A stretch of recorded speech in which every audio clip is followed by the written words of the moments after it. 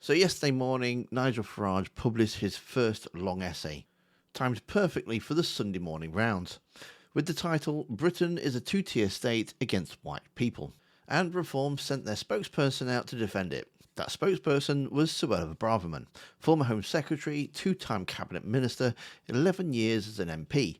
She sat down with Wilfred Frost on Sky News and made a very specific claim about the law that she'd spent years governing under. So I haven't read it in full, but my understanding, as you're alluding to, is that you want to abolish the Equalities Act in entirety. I think the Conservatives, for example's new position is they want to get rid of Section 149. If you want to abolish it entirely, wouldn't you undermine all of those groups you just mentioned that you don't want to remove equality for? I just explained what we would do. Now, before the Equality Act came into force in 2010, there were important laws to protect women in the workplace, to protect ethnic minorities in the workplace, and we want to maintain those legal protections. Let me make that really clear. We want to keep those important workplace safeguards in place. But large parts of the Equality Act invert fairness, distort equality and exclude white people, the very opposite of diversity, equality, inclusion.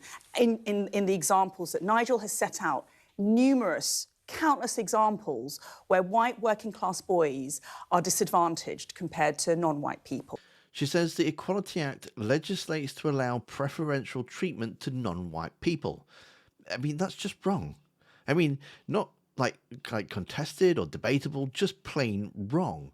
And it matters because this is the central legal claim underpinning everything Reform are arguing. So here's what the Equality Act actually does.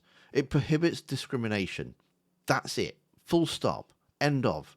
It lists 9 protected characteristics: race, sex, age, disability, religion, and so on, and makes treating someone less favourably because of those characteristics unlawful.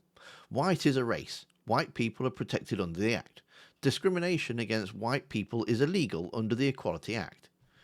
What the Act does allow, in very limited circumstances, is something called positive action. That's not the same as preferential treatment. Positive action means that they, like things like targeted outreach or mentoring schemes, or only as like a tiebreaker when 2 candidates are genuinely equal, considering whether someone comes from an unrepresented group. It does not allow for quotas, or it doesn't allow for hiring someone less qualified because of their race.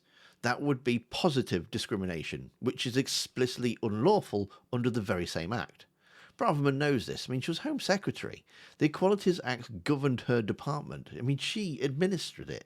And yet, here she is on national TV telling viewers it legislates to allow preferential treatment to non-white people. Either she doesn't understand the law that she spent years enforcing, or she's deliberately misrepresenting it to an audience she assumes won't check. Now, the essay itself that he submitted, Farage's Substack piece is long. I mean, it's like thousands of words long, extensively footnoted, most citations pointing to the Telegraph. It covers policing, housing, healthcare, education, and the military. It's built around real institutions and real cases. It's not a rant, it's designed to look like a dossier. And guess what? It's just another lie as well. These essays will be once a month. They'll be long-form essays. They will not be edited by anybody else. Annabelle Sanderson, who claimed that she spent 16 years working for Nigel Farage, has said that he's completely IT literate. Maybe he got Matt Goodwin to write it for him. Anyway, the emotional core is the Henry Novak case, a teenager stabbed to death in Southampton, and police officers who handcuffed him while he died. A murderer who wasn't handcuffed, and it's genuinely a horrifying case, and the anger around it is legitimate. But watch what Farage does with it. He takes the case where the police made a catastrophic, indefensible error, errors that the officers themselves will face scrutiny for, and he frames it as proof that it's a deliberate, systemic state policy of anti-white discrimination, not incompetence or not a failure of training, a policy, a conscious choice by the British state to let a white teenager die. That's an enormous leap, and it's the leap the entire essay depends on.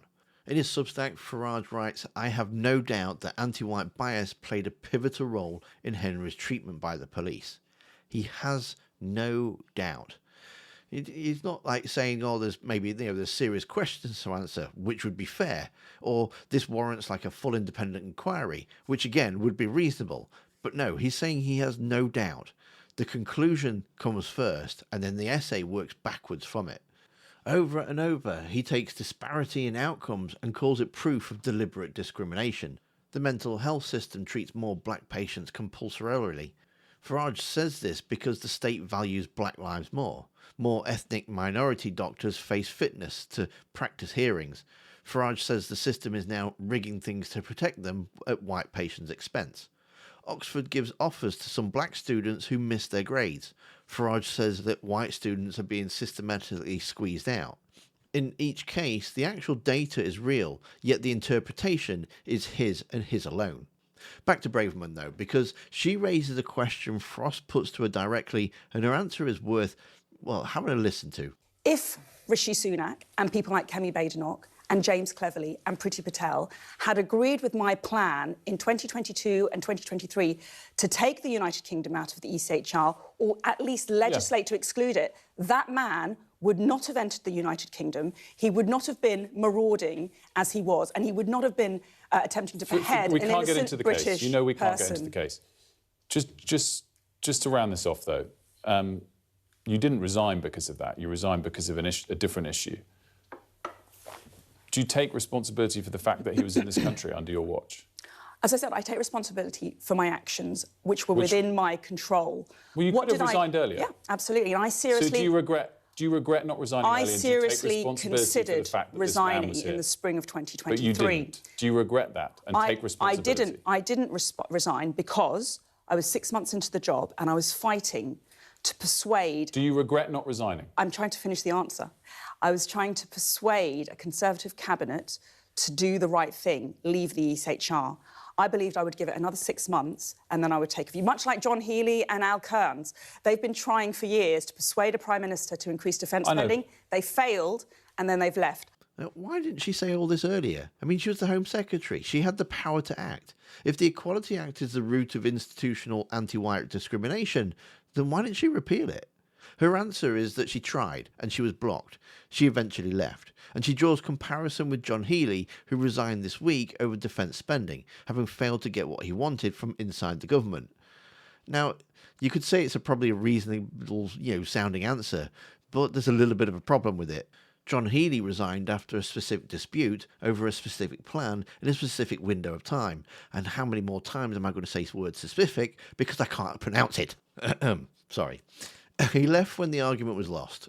Braverman is claiming something categorically different, that the British state has been institutionally, systematically discriminating against white people across policing, healthcare, education, housing, and the military for decades.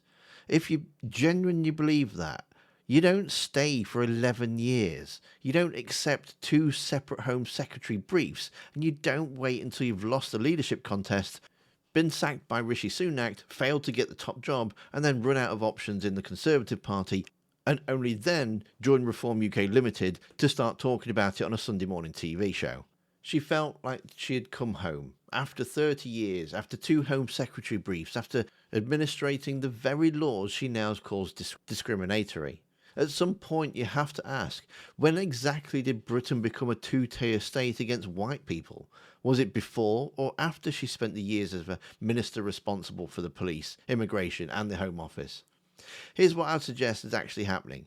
Farage has dropped a long, detailed, footnoted document yesterday morning, timed for the Sunday shows, framed around a case that has legitimately horrified the country. Braverman then went on TV and made a very specific factual claim about the law that it was wrong. The essay itself makes a series of kind of leaps that its own sources don't even support. And the narrative of both, the very thing that they're doing, is building a political case for a party that needs to squeeze votes from Restore Britain in a by-election on Thursday. But I think it was Mark Oban that said it on the same programme.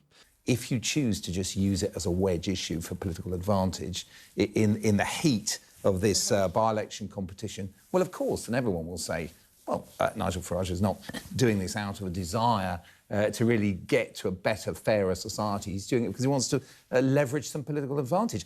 People are entitled to ask whether you're actually trying to build a fairer society or just levering anger to win seats. What do you think?